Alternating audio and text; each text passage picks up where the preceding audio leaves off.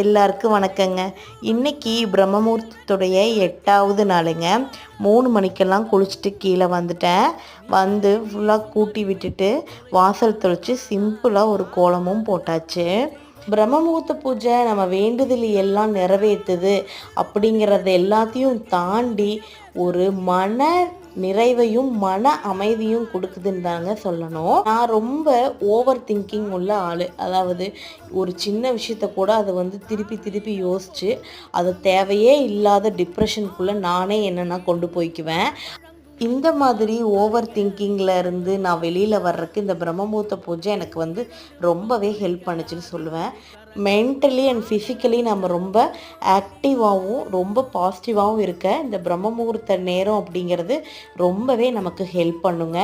நல்லபடியாக பிரம்ம முகூர்த்த பூஜை நாளைகளுக்கெல்லாம் பண்ணி முடிச்சுட்டு நான் வேல்மாறலும் பாராயணம் பண்ணிட்டேங்க.